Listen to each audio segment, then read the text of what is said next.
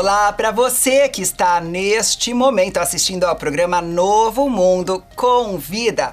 Eu me chamo Bianca Palharim, estarei ao seu lado conduzindo diversas entrevistas e convidados para você que busca a notícia verdadeira, orientação precisa e principalmente você que busca a informação com credibilidade e tudo isso sempre com um embasamento científico.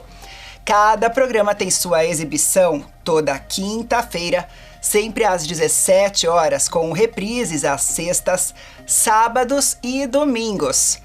E hoje, em nosso programa, preparamos algumas atrações para você que nos acompanha, e nessas atrações você vai saber muito mais sobre temas relacionados à dependência química e também diversos outros assuntos de saúde mental.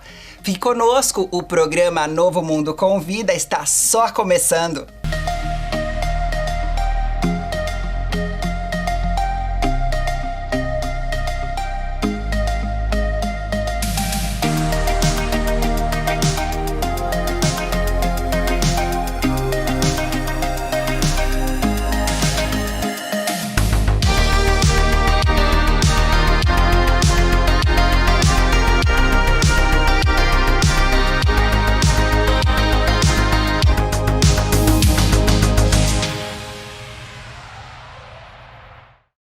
Programa Novo Mundo Convida, hoje recebendo um especialista nessa área tão necessária também. Quando se fala de dependência química, de recuperação, às vezes pouco mencionada, às vezes pouco também lembrada pelos familiares, mas que é muito importante você também ter informações pautadas na verdade, dada por especialistas, por pessoas que atuam nessa área, o direito. Hoje aqui vamos receber ele, que é especialista há mais de 10 anos, atuando com famílias, também com empresas e ajudando pessoas a se recuperarem, questões relacionadas à saúde mental. Conosco então, Dr. Júlio Acedo. Seja muito bem-vindo, Dr. Júlio, tudo bem? Tudo bem, olá. Primeiro eu queria agradecer a oportunidade, de estar aqui num programa de tão relevância, que está sendo comentado dentro da nossa área, que é tão marginalizada, que é a dependência química. É um prazer trazer informações para os empresários, para os familiares que necessitam de cuidados. Eu falo que a dependência química hoje é uma área que sofre muito preconceito dentro da sociedade, mas a gente está se deparando aí, eu não falo nem que é uma pandemia, já é uma endemia, a questão da dependência química. E saber o que pode, o que não pode, tratar dentro da legalidade é muito importante dentro desse sistema todo. E a gente vê muito alguns termos, e eu creio que também o senhor a melhor pessoa para nos orientar, para orientar essa pessoa também que é totalmente leiga quanto a termos, quanto a especificações. Então, olha só, vemos dois termos com bastante frequência. Os termos, doutor, acolhimento e internação. O que é acolhimento? O que é internação? Em que caso é para ser feito um acolhimento? Como se dá o acolhimento? E em que caso que é internação? E como é que se faz uma internação? Perfeito, vamos lá. Isso é uma confusão muito grande dentro para quem atua com a dependência química e muito mais para aquelas pessoas que tem um familiar, um ente querido ali que precisa de um atendimento dentro da área. Eu vou partir de 2001 para os dias de hoje, fazer uma evolução para a gente chegar o que era e como é que está. Em 2001, a gente teve a Lei 10.216, e que ela aboliu aí, foi a chamada Lei Antimanicomial, que ela aboliu praticamente todos os leitos de psiquiatria dentro do Brasil, hospitalares, de internação.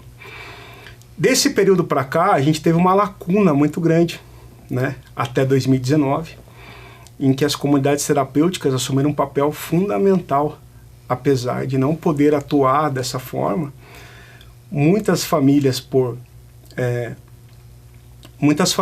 falta de informação, acabaram procurando esses centros para fazer internação. Em 2019, a gente teve a mudança da Política Nacional de Drogas, em que ela alterou o sistema de tratamento dentro principalmente da área de dependência química, já que o programa aqui é direcionado para a dependência química, e trouxe, né, a gente saiu de uma política de contenção de danos e foi para uma política de abstinência, onde se fortalece muito os centros de tratamento. A abstinência total do uso de qualquer substância, né? Então a gente vem de um sistema de governo, passa para o outro e ainda continuamos na abstinência, né? Não sabemos como é que vai ser daqui para frente. Mas nesse período houve, né, muitas legislações que fortaleceram o setor, né, para que se possa garantir o tratamento dessas pessoas que sofrem com a dependência química. E a Lei 10.216, lá de trás, de 2001, ela trazia 3 tipos de internação, né, de internações. A voluntária, a involuntária e a compulsória. Tratando aqui específico da dependência química, não vou entrar em saúde mental em si, no total. Com o advento, em 2019, com a mudança de política pública, também foi aprovada no Congresso a Lei 13.840 de 2019, que ela traz dentro da Lei de Drogas, que é a 11.340 de 2006, um capítulo inteiro de tratamento da área de dependência química. Então ela trabalha essas 2 modalidades, internação e o acolhimento. O que é o acolhimento? Vamos começar pelo acolhimento. O acolhimento é aquele que é feito dentro das comunidades terapêuticas. Comunidade terapêutica, ela é assistencial. Ela não é serviço de saúde, ela é de assistência à saúde. No estado de São Paulo, por exemplo, a gente tem um manual das comunidades terapêuticas, em que ela divide as comunidades em 2 tipos também, né, de assistência social, aquelas que eu falo que é a comunidade terapêutica pura e simples, e as comunidades terapêuticas de interesse à saúde. Essas, além da parte assistencial, que é o trabalho entre pares, NA, AA, usam muito essa filosofia dentro dessas instituições, ela também disponibiliza cuidados médicos, cuidados de saúde. Então ela disponibiliza o psicólogo, o médico, a enfermagem, e esse sistema todo não estava regularizado dentro do nosso padrão de tratamento de dependência química, que era uma constância, era constante, melhor dizendo, as fiscalizações dentro desses estabelecimentos, e mesmo você oferecendo tudo isso para o tratamento, ela falava, não pode ter médico, não pode ter psicólogo, não pode, então assim, acabava fazendo um desfavor na prestação do serviço. Então o empresário queria colocar mais para melhorar o tratamento e acabava que toda vez não podia. Com a nova lei, né, em 2019, a 13.840, que traz um capítulo específico, ela trata muito bem disso. Ela fala que o acolhimento é realizado em comunidades terapêuticas e que as comunidades terapêuticas não podem realizar nenhum tipo de internação, porque internação é ato médico. Entendeu? É ato médico. Então o que acontece? Toda vez que eu tenho uma conduta médica, um encaminhamento médico para tanto, se trata de internação. Esse tipo de tratamento tem que ser feito, né, em instituições de saúde. Clínicas especializadas em dependência química, que hoje tem uma resolução do Conselho Federal de Medicina que reconhece. Tem o CNES, o Cadastro Nacional de Saúde também das clínicas, que foi uma conquista também. E as comunidades não, elas seguem a RDC 29, que é a famosa RDC 29, quem trabalha na área conhece muito bem ela, que traz toda uma estrutura, né, de convivência entre pares, tratamento voluntário. Então a gente precisa seguir esse modelo e de saber diferenciar. Quando que eu levo para uma comunidade terapêutica? Quando que eu levo para uma instituição médica de tratamento? E dá para ter um mesmo lugar que tem a coisa da comunidade e ao mesmo tempo é também clínica, ou isso não costuma acontecer? Hoje pode. Tá?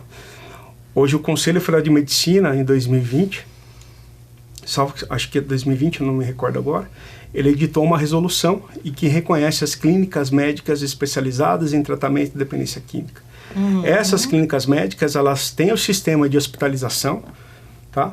Que seguem as resoluções do Conselho Federal de Medicina, principalmente a 2057, só que ela trabalha com modelo misto, que dentro desse sistema eu também tenho toda a abordagem de política de comunidade terapêutica, todo o tratamento, convivência entre pares, terapia ocupacional. Por quê? Porque a dependência química, isso eu brigo muito, ela não é um tratamento medicamentoso, ela não é só, é uma doença que abrange comportamento. Eu preciso ter uma equipe multiprofissional para tratar aquele indivíduo. Então não adianta eu pegar, levar no hospital, ele medicar e vai sair. Não, isso não vai adiantar. A gente sabe o tempo que demora para um dependente químico se recuperar, sair da abstinência. Até cair a ficha, né? São muitas internações, são muitos processos. Sim. Eu falo que é um platô, né? Então a gente tem que manter o máximo do platô possível. Então a gente recupera, mantém. Às vezes vai ter a recaída, que faz parte do processo de recuperação também. Sim. A gente tem que entender isso. E essa recaída também vai junto à família. E uma das perguntas que frequentemente as pessoas fazem diz respeito aos direitos, né? E quais os direitos, por exemplo, de um familiar de internar o ente querido que está roubando a casa inteira, tá depenando lá todas as coisas, TV, né? Às vezes até livro, tudo que pode virar droga, né? Então a pessoa começa a levar todas as coisas de casa e daqui a pouco leva roupa, leva de tudo mesmo. Então, frequentemente até eu recebo essa pergunta, que eu também não tenho essa especialidade, eu sempre falo assim, procura um advogado. Próxima vez eu já vou até falar. Sim. Procura o Dr. Júlio. Obrigado pela indicação. Agora, é geralmente, assim, uma coisa que não tem mesmo informação suficiente e acessível pro povo, para as pessoas, para os nossos espectadores que estão ali passando já por uma luta tão grande, pessoalmente, emocionalmente, e ainda precisa ir atrás de informações que nem sempre estão disponíveis, e liga para um lugar, não recebe informações precisas. Interna a força, mas e se for ilegal? E se depois ainda, se o meu parente sair de lá e falar que fizeram isso, e ainda vier me processar, né? O familiar pode ter um receio quanto a isso, mas também, por um outro lado, é complicado, porque é a vida do familiar, do filho, né? Continuar na rua é também tão perigoso quanto a outra parte. E a pessoa não sabe, fica assim, nessa situação tão terrível de indecisão também, que gera mais angústia ainda. Então, o senhor pode esclarecer isso pra gente? Claro. Vamos lá. É possível a internação involuntária no país hoje? É possível. Ela está legalizada? Está legalizada. O familiar, né? A mãe, o pai, o filho, a esposa podem fazer isso. Já está garantido na Lei 11.343 de 2006, que veio, né, com a reforma de 2019. Isso já é possível, né? Mas há uma falta de conhecimento das pessoas, não só dos familiares, mas das instituições também, de como proceder nesse mecanismo, né? Então, partindo do princípio, né, pelo princípio que a internação é um ato médico, eu posso ter o requerimento do familiar daquele momento, que deve encaminhar seu ente ali para uma instituição de saúde, e o médico vai decidir ou não pela internação, né? Porque um ato de internação é médico. Apesar da lei hoje trazer no máximo 90 dias a internação involuntária, eu ainda brigo que é um ato médico. O médico tem que saber quando o paciente tem possibilidade de alta ou não. Isso a gente está discutindo, mas já tem ainda. Hoje já tem discussões dentro do Conselho Federal de Medicina sobre esse ponto da lei de tratamento para dependência química. Então, é possível, deve-se procurar uma instituição de saúde, né? Vou levar no hospital. Leva. O hospital, aquele médico do hospital, o psiquiatra ali vai encaminhar ele para um tratamento de internação naquele momento. Entendeu? Para desintoxicação, pelo menos para ele voltar à consciência e decidir ou não pelo tratamento dele. Se ele vai precisar ficar mais tempo ou não, também é o médico que vai decidir. Então é plenamente possível, seguro, desde que seja feito, primeiro, dentro de instituições legalizadas para tanto, e tenha a chancela, né? O encaminhamento do médico nesse sistema. Lembrando que o encaminhamento é feito no tratamento. Então eu não preciso ter um encaminhamento prévio para encaminhar o dependente químico para internação naquele momento. Né? O médico pode ser da própria clínica, então, ou da... Sim. Eu entendo que pode, né?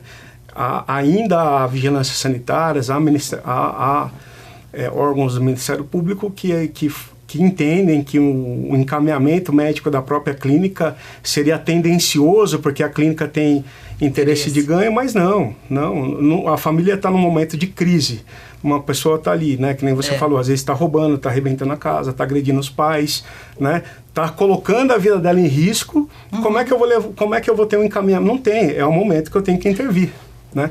E a grande dificuldade hoje em tirar as pessoas da Cracolândia é exatamente essa. E não conseguir acesso porque o parente está lá no meio. Então é complicado. Olha, a gente vai para um rápido intervalo. Não saia daí, porque o programa Novo Mundo com Vida recebe hoje o Dr. Júlio Acedo. Você não pode perder. Continuamos no próximo bloco.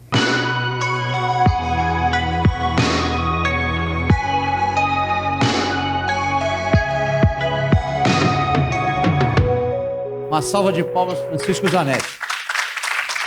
Francisco é gestor comercial, mas é uma mentira isso, tá? Quem conhece o serviço que a Novo Mundo, Centro Terapêutico, que fica em Itu, faz, sabe que Francisco, a todo instante, está respondendo diversas e várias perguntas relacionadas ao processo de tratamento. Nós temos cuidado, acolhimento, prevenção e de excelência na escuta ao familiar. Ele demora para tomar a decisão do tratamento porque é tão degradante a rotina da dependência química, do contato, que ele perde a escuta. Então, quando ele começa a ter um novo filtro de pensamento, de diálogo, é importante então você trazer, olha, que bacana que você percebeu isso. Hoje, no Novo Mundo, pediu um período de imersão, de adaptação, de 10 a 15 dias para o paciente refazer as suas energias, né, sua espiritualidade, ter um conforto, ter uma noite bem dormida,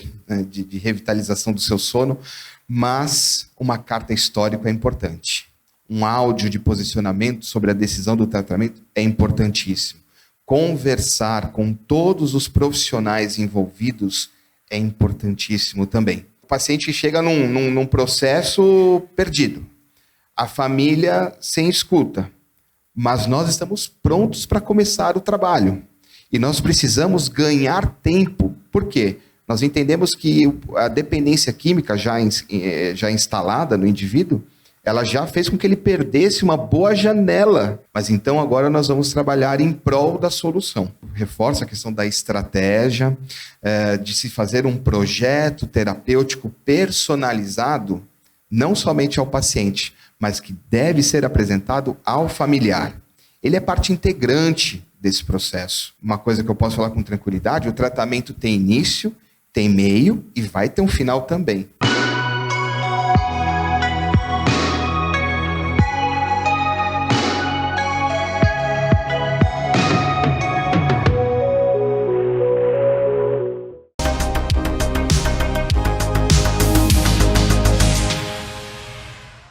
Praticar jiu-jitsu é benéfico para a saúde física e mental, proporcionando bem-estar e uma mudança positiva na vida daqueles que praticam esse esporte.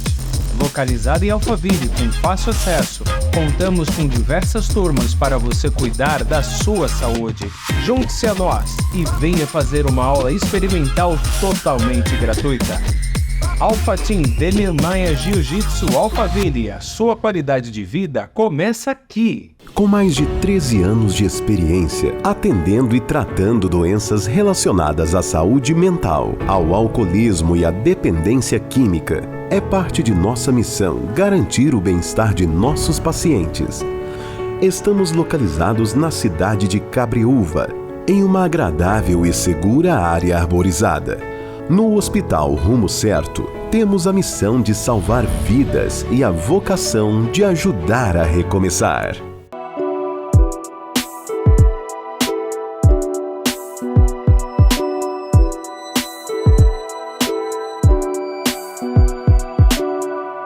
Quando você acessa o site Como Onde Trata, na busca de locais da onde, poder internar, onde poder decidir o melhor tratamento e o local mais adequado, entrando em buscar locais, do lado direito você vai encontrar filtro inteligente.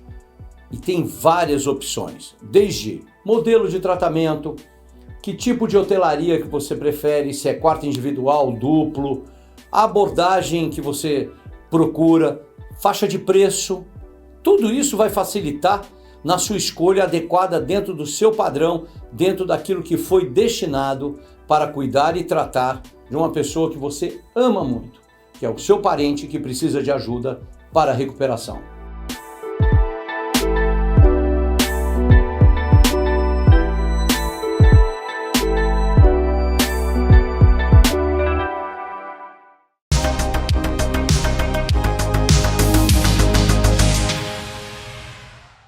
Estamos de volta com o programa Novo Mundo com Vida. Hoje, recebendo o doutor Júlio Acedo. Ele que trabalha há um bom tempo, já há uma década pelo menos, né, doutor? Nessa área da dependência química, também auxiliando famílias e empresários. E falamos no bloco anterior sobre a Cracolândia e quanto difícil que é bem complicado de se entrar para pegar, para resgatar, que o resgate é aquela coisa, né? Chega a ambulância, os caras de branco, os gigantes, né? Ali vestidos de branco muitas vezes, e com essa intenção de pegar uma pessoa e levar. Na Cracolândia fica complicado. E até me fez aqui pensar o quanto que até o acesso a esse tipo de assistência ou de ajuda acaba sendo um pouco mais para poucos, não para todo mundo. A pessoa mais humilde financeiramente, assim falando, que tem menos recurso, ela não vai ter condição de contratar uma ambulância, um resgate, contratar até para pagar uma clínica.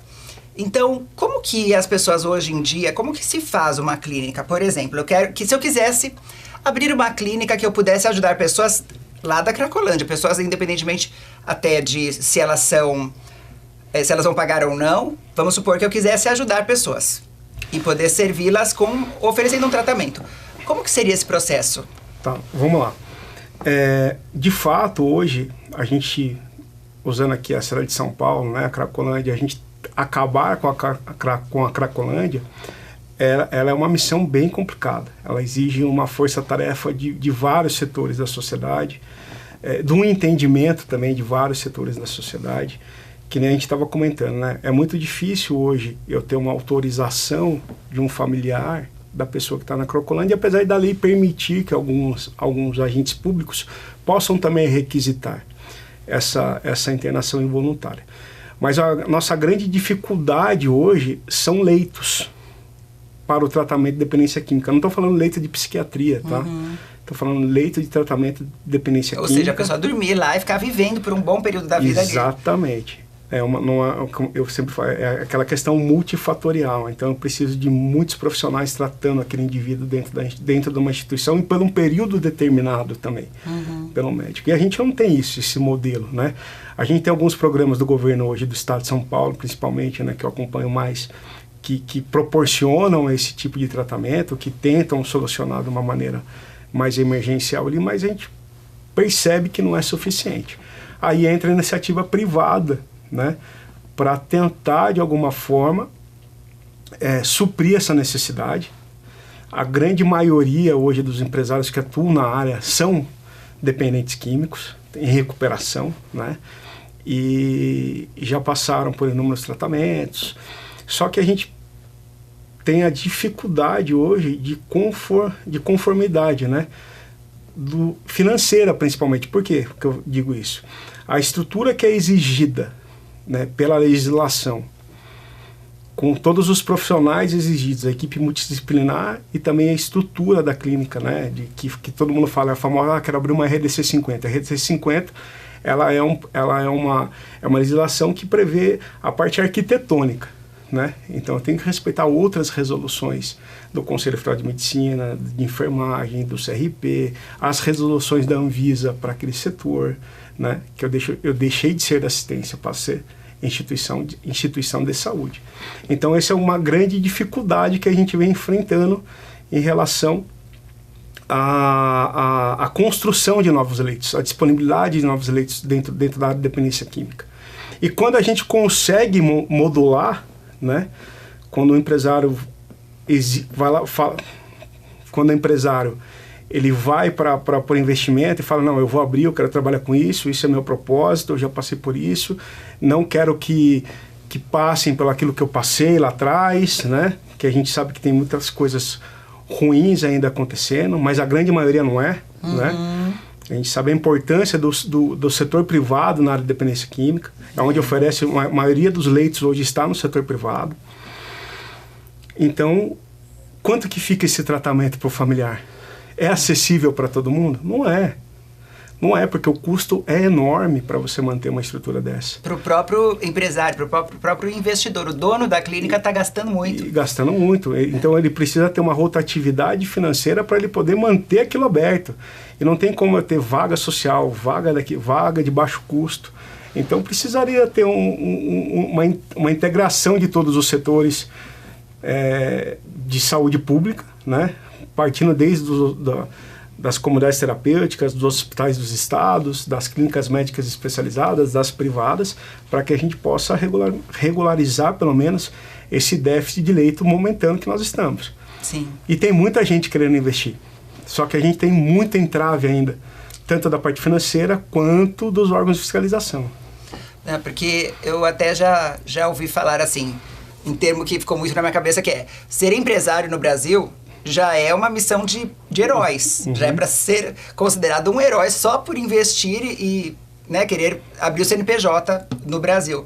Quanto mais, então, deve ser desafiador para ser um CNPJ voltado para essa área. Sim. Acaba sendo até mais complicado.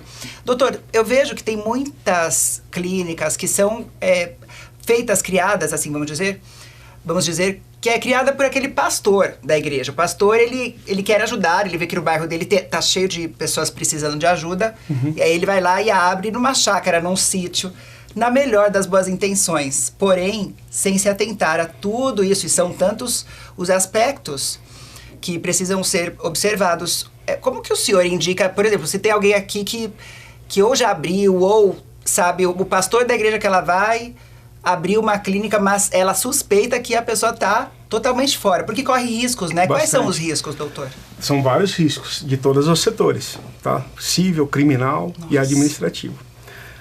Então, trabalhar com dependência química é uma atividade de risco, eu falo isso para todos os empresários, porque você pode sofrer aí uma ação penal por cárcere privado, às vezes, por tortura, por isso, né? As multas da vigilância sanitária e também a parte administrativa, responsabilidade civil com tudo aquilo que acontece com o acolhido ou com o paciente dentro dessas instituições. Essas instituições mais filantrópicas, né, que são as que são abertas por instituições, né, os segmentos religiosos, elas são classificadas como comunidades terapêuticas, geralmente elas são sem finalidades lucrativas, ela está dentro de uma legislação específica de comunidade, então a convivência entre pares, eu posso ter serviços... O que seria isso, convivência entre pares? Convivência entre pares a comunidade se regula com os próprios acolhidos ali dentro. Eu não preciso ter uma estrutura de profissionais dentro daquela instituição. Pode ter, mas não é necessário. Não é necessário. Né? Tanto é aquela dificuldade que a gente conversou no começo. Muitas das vigilâncias entendem, as vigilâncias sanitárias, no momento da fiscalização, você tem médico, não precisa, você tem psicólogo, não precisa, tal, né? No estado de São Paulo a gente já tem um manual, então é mais fácil. Em outros estados a gente tem que levar todo esse conhecimento para que eles possam entender o funcionamento do que é uma clínica, o que é uma comunidade, o que é uma comunidade de interesse social, que é a convivência entre pares, e o que é uma comunidade de interesse à saúde, que eu tenho serviços de saúde dentro dela. Então é bem complexo levar, e a maioria dos órgãos de fiscalização hoje no Brasil, pelo menos que eu atuo, não tem conhecimento. Então a gente tem que explicar todo o funcionamento, né? Quando eu vou legalizar uma clínica médica especializada em dependência química, é bem pior, porque o KNAI que a gente está utilizando é um KNAI de hospital. O que é KNAI? KNAI é o Cadastro Nacional de Atividade. É o que identifica o que você é. Entendeu? Então eu exerço essa atividade no mercado. E quando eu levo esse KNAI, que é um KNAI de saúde, que é um Cadastro Nacional de Saúde, quando ele especifica, nas suas alíneas lá está clínica médica especializada. Só que o principal dele é o hospital especializado sem tratamento de urgência e emergência. Então você tem vigilância que tem que ter toda uma estrutura hospitalar, todos os quartos tem que ter gás e oxigênio. Então viabiliza. Né? E a gente já tem uma resolução do Conselho Federal de Medicina que trata dessa estrutura mista. E quase ninguém sabe disso.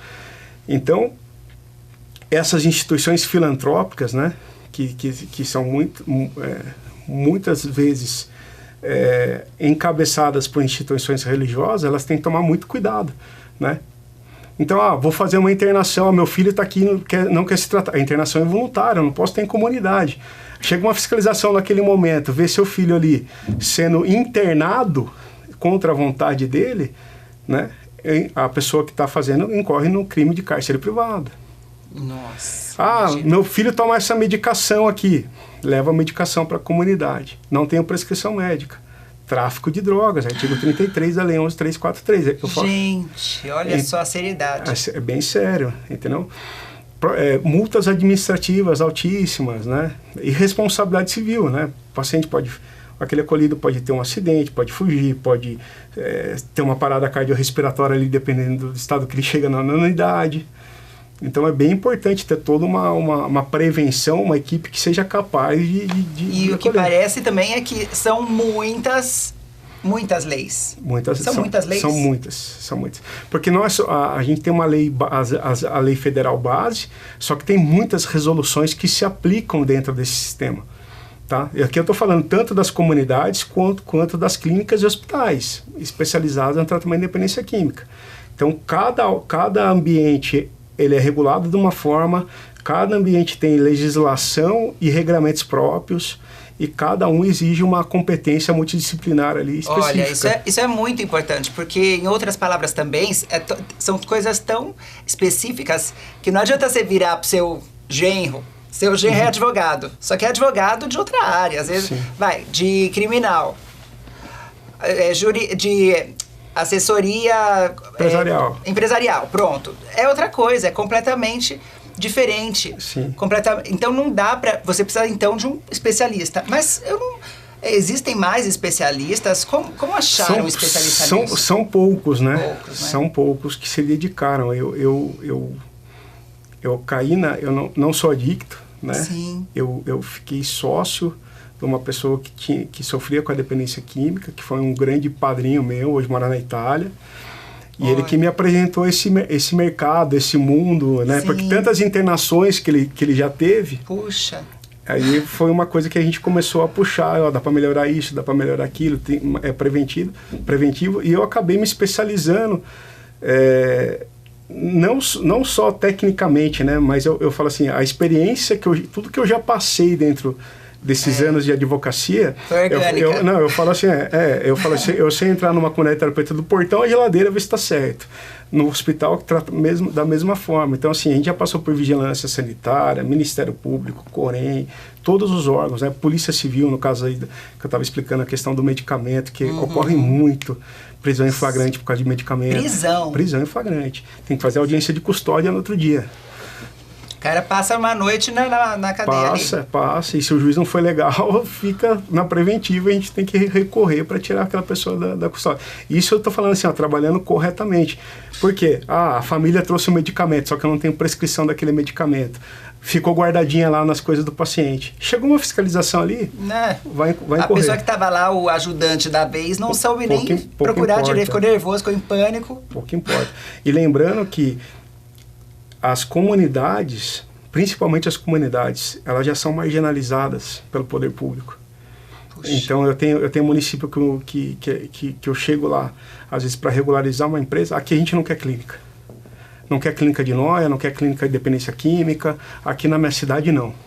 Isso eu escuto da diretora da vigilância sanitária, da secretária de saúde. Mesmo em cidade que tem lá as cracolândiazinhas. Sim, tudo. E também escuto do próprio prefeito às vezes.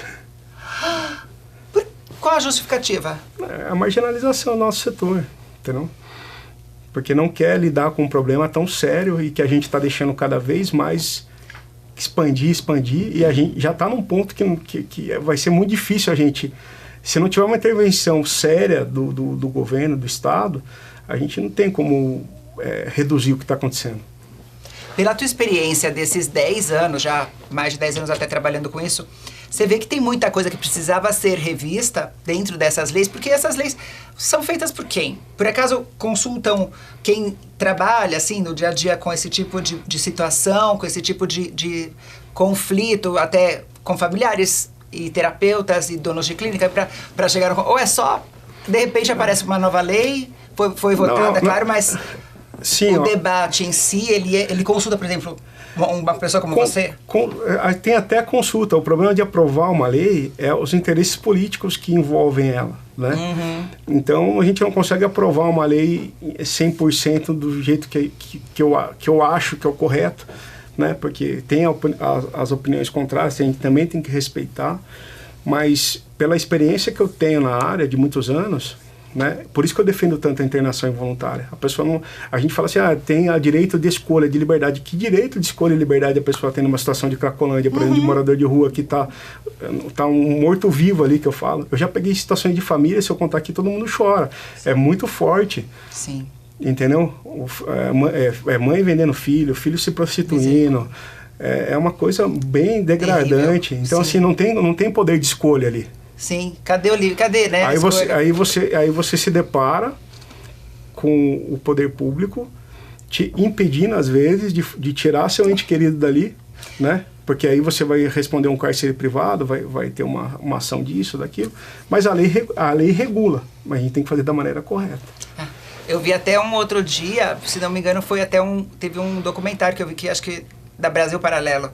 Aí eles mostravam a realidade ali das drogas, sim, Cracolândia, e as ONGs. Sim. Pró-pé, né? Tipo, deixa o pedreiro, deixa o pessoal fumar pedra em paz. Como se fosse isso, como se a pessoa tivesse... tive um tempinho livre, vou usufruir da minha vida. Não, tá lá porque tá sofrendo. Eu às vezes pego pessoas, né? Que eu, por atuar, eu conheço muitos profissionais que atuam na área, e muitas famílias também, né?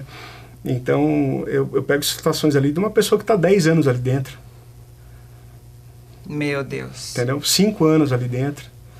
Preso. Tá preso. Eu falo fluxo, né? Só anda com o fluxo. Onde o fluxo vai, a pessoa tá... Ela não tem poder de escolha ali. Se não tiver uma intervenção de alguém, a pessoa não vai sair dali, ela vai sair dali morta. Sim, tá vendo só? Informação com credibilidade você encontra aqui. Programa Novo Mundo Convida vai para um rápido intervalo e voltamos já. No meu escritório, muitas famílias me procuram para saber sobre a interdição do dependente químico ou daquelas pessoas que sofrem com comorbidades mentais. E o que fazer? Quais os documentos? Quais os caminhos a seguir perante o judiciário?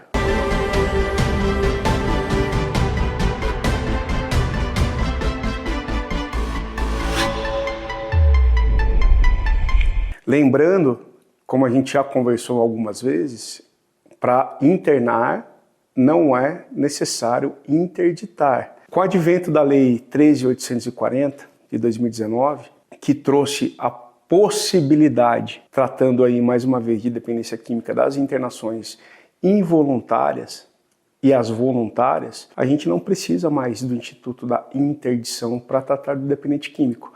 É possível?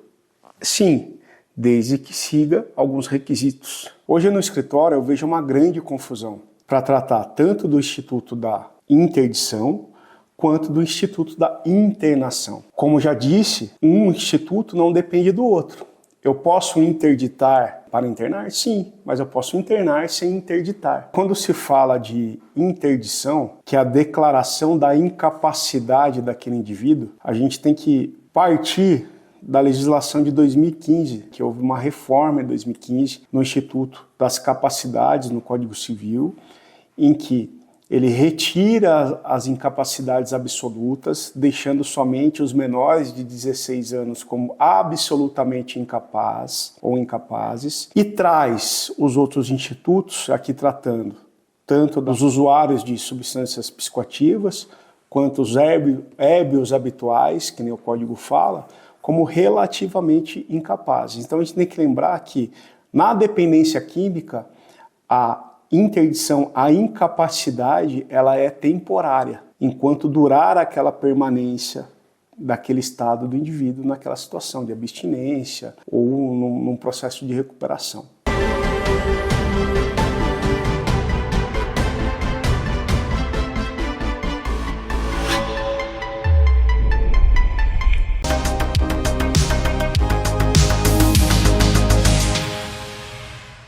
Reabilitar vida, remoções. Serviço e assistência em eventos. Acompanhamento terapêutico. Bom dia a todos, equipe Reabilitar Vidas em mais um procedimento sentido Centro de São Paulo. Serviço de home care. Equipe especializada em remoções 24 horas. Com mais de 13 anos de experiência, tratando doenças relacionadas à saúde mental, dependência química e alcoolismo, contamos com um ambiente confortável, seguro e metodologia avançada. Estamos localizados na cidade de Cabreúva, em uma agradável área arborizada. No Hospital Rumo Certo, temos a missão de salvar vidas e a vocação de ajudar a recomeçar.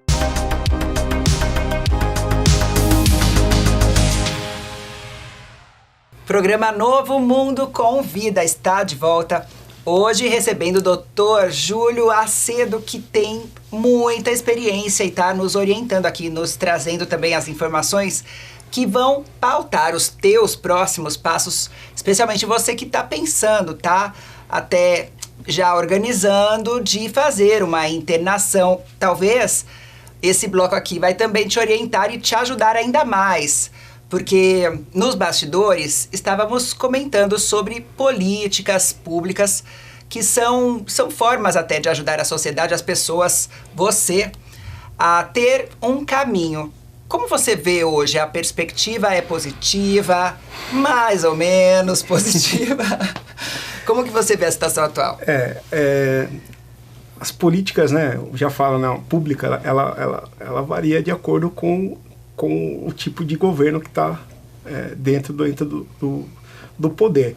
Atualmente a gente tem um governo de esquerda, né, no país, e a gente sabe que a filosofia é muito mais de contenção de danos, de tratamento em CAPs, e não é uma política de abstinência, de internação.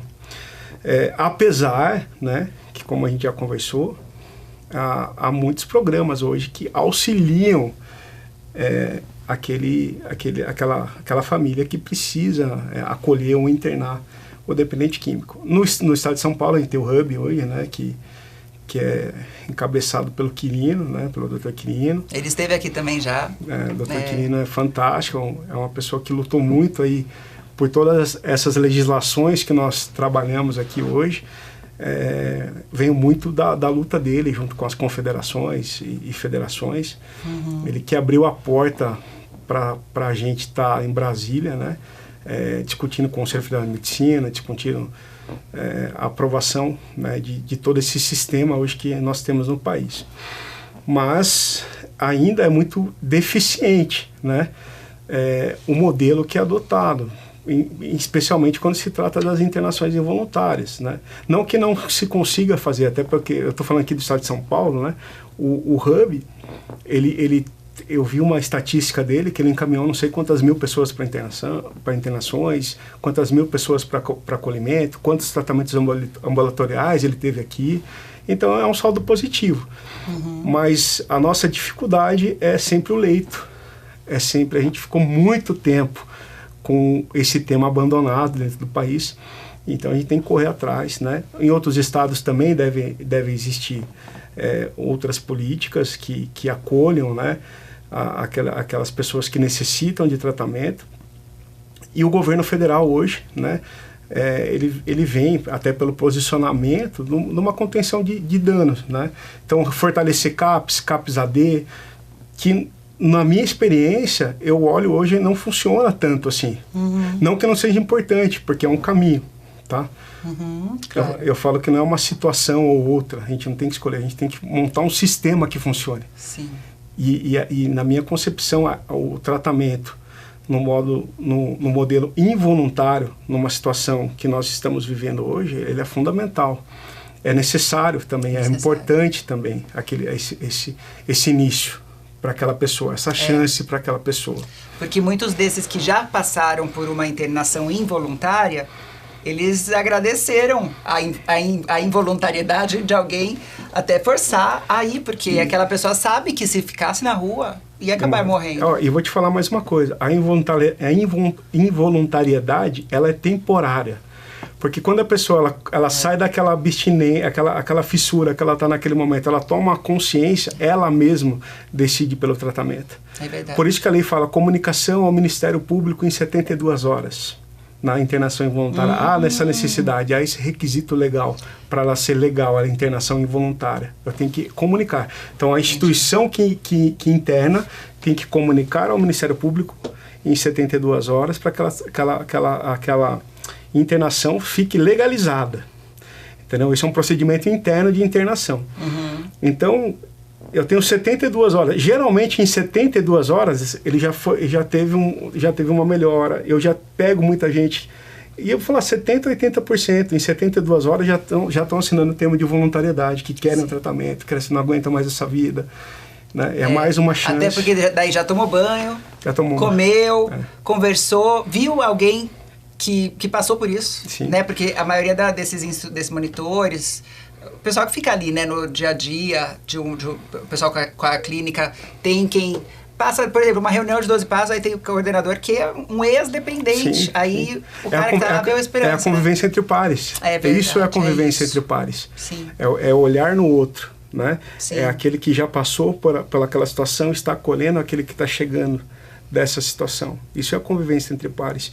Quando a gente fala em tratamento de dependência química, e aí eu falo da falta de capacidade de consentimento ou de qualquer outra coisa, o dependente químico, quando ele chega numa situação dessa, por exemplo, de Cracolândia, você tem que ensinar ele a escovar o dente, a tomar banho, a fazer a barba, a ter horários, né? Sim. Tem um cronograma terapêutico onde ele acorda, onde ele vai né? Fala-se também a espiritualidade, não estou falando de religião aqui, tá? A espiritualidade você pode entender ela de uma maneira ampla, né? Até no meu Instagram eu coloquei a questão da espiritualidade, porque eles se apegam muito em muita coisa. Com certeza. Então é um fortalecimento algo maior, que é o segundo passo, né? Se não tiver, é o segundo passo. Se não tiver um fortalecimento de dentro para fora, nada disso funciona. Então, assim, é bem complexo. Então, às vezes eu pego situações, e eu brigo muito com o Ministério Público, com a Vigilância Sanitária, eu falo, mas como é que você quer que funcione dessa forma, se ele não tem, a pessoa não sabe escovar o dente, se ela não sabe pentear o cabelo, se ela não tem horário para banho, para comer. E está vivendo assim há só 5 anos, né? Só todo o resto pouca coisa que ela lembra nos últimos anos é algo que seja fora daquele padrão eu brinco assim, né? Isso é até um questionamento que eu faço para dar uma cutucada. Eu falo assim, quando ela está na rua, tudo bem, ninguém se importa. Agora, quando ela vem para o tratamento, aí... Forte isso, hein? Terrível, é assim mesmo.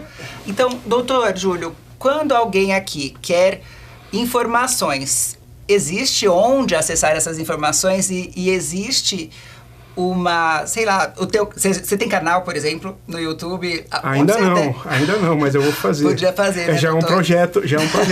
A rede social, né, colocar lá @JuliaCedo. É verdade.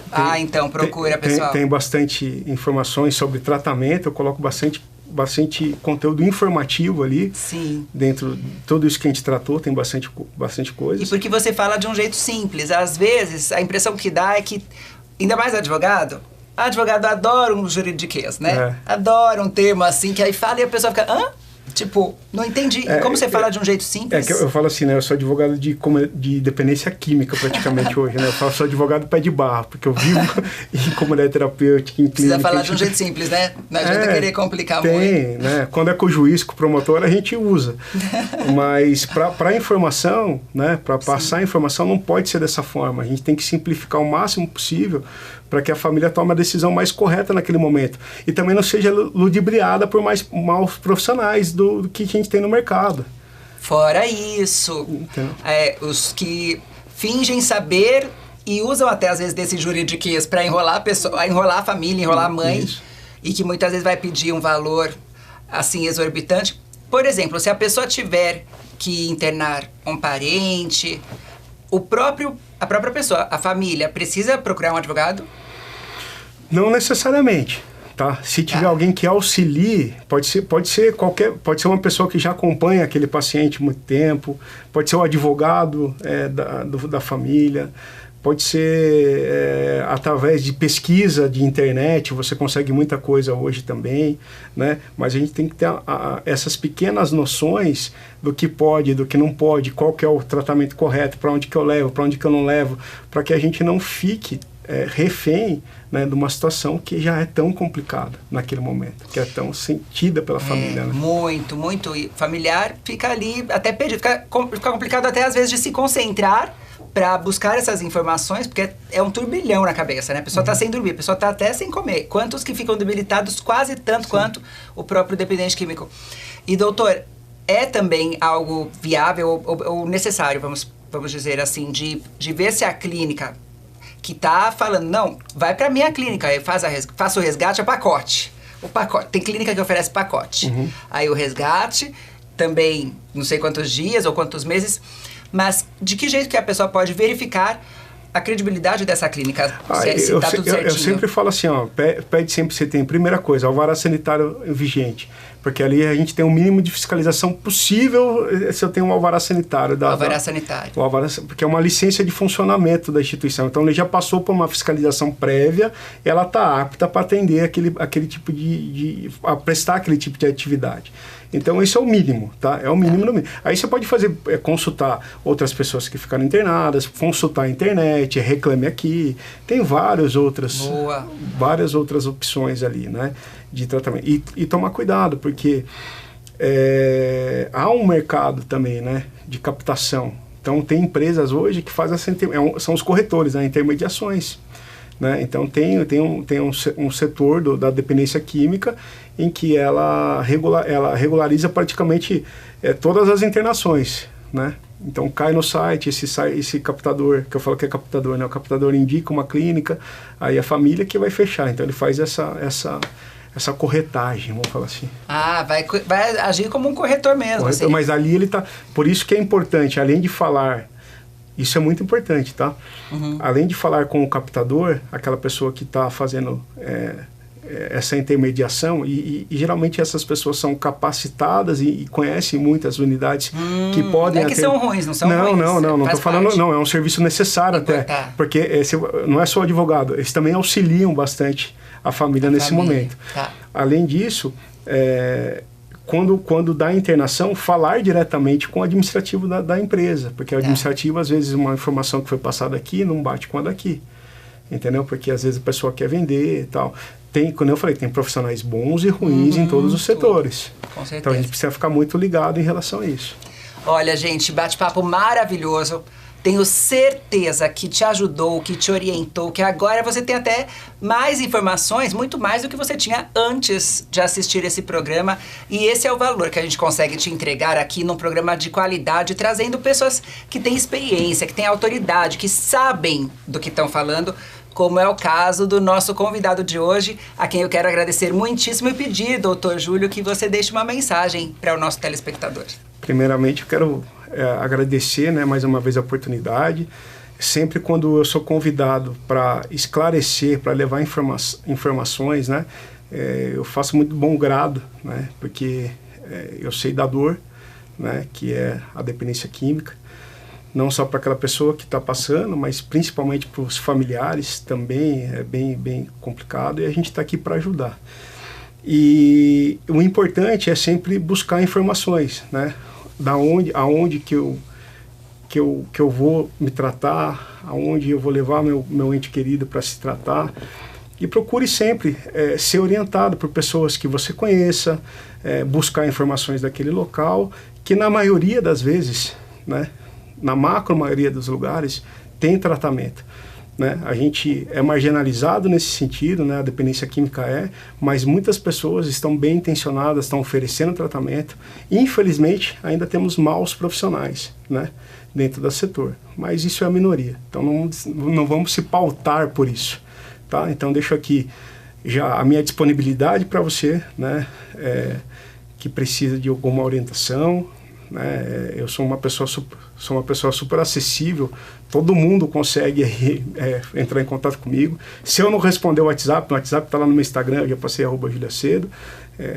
Em um momento eu te respondo, pode ficar tranquilo. Muito obrigada, doutor Júlio. Uma honra tê-lo aqui conosco. Muito obrigada mesmo. Obrigado a você. E obrigada a você também, querido telespectador, telespectadora. Espero que você tenha gostado deste programa. Não deixe de compartilhar, de também incentivar as pessoas. Fala do porquê assistir esse programa. Especialmente você que tem uma amiga, um amigo, um familiar que está passando por isso, até é o pai, é o parente, é o ente querido que está nessa situação e não sabe como ajudar. Esse é o programa certo para você indicar, para você incentivar que essa pessoa assista, para ter informações com gente que entende do assunto. Obrigada pela sua companhia, fica com Deus, até a próxima, tchau, tchau.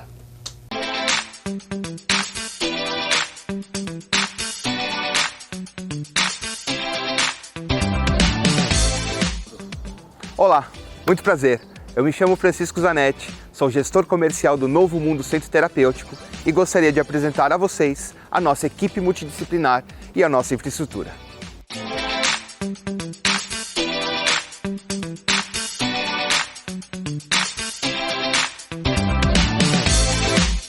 Eu sou Ana Lisboa, Master Coach de Vida e Carreira, consultora de RH e especialista em empregabilidade. Eu estou aqui para falar do Novo Mundo Centro Terapêutico. Aqui eu componho a equipe ajudando os nossos clientes a integrar a vida profissional à vida pessoal. Olá, eu sou a Arnandra Bill, enfermeira pós-graduada em saúde mental e trabalho no Novo Mundo Centro Terapêutico. Meu nome é Marília Alckmin e eu sou psicóloga pós-graduada em dependência química. O paciente que procura o Novo Mundo Centro Terapêutico, ele sim vai fazer a desintoxicação e sua reabilitação, mas também a reinserção social. Seu home office, atividades externas acompanhados por profissional qualificado e especializado. Olá, sou Daiana Camargo, professora do estúdio Priscila Gonçalves, parceria com o Novo Mundo Centro Terapêutico. Sou Fabiana Roldan, trabalho no Novo Mundo Centro Terapêutico, desenvolvo o papel de concierge, atendendo todas as demandas dos nossos pacientes e familiares. Meu nome é Claudio Pelisson, sou diretor-geral aqui do Novo Mundo Centro Terapêutico e nós desenvolvemos e aplicamos uma metodologia inovadora e exclusiva. Nós temos como base os princípios da individualidade e da interação social. Nós não acreditamos que o isolamento social seja produtivo para o tratamento. Meu nome é Frederico de Martins Silva, sou psiquiatra, integrante da equipe multidisciplinar do Novo Mundo Centro Terapêutico. Meu trabalho é acolher os pacientes prejudicados pelo uso abusivo de substâncias e apresentar meios e formas para o desenvolvimento pessoal e sua reabilitação.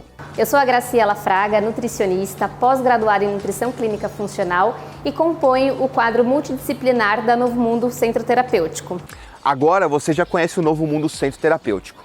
Um novo conceito em tratamento, uma nova maneira de viver, mais tecnológico, com uma visão diferente do mundo.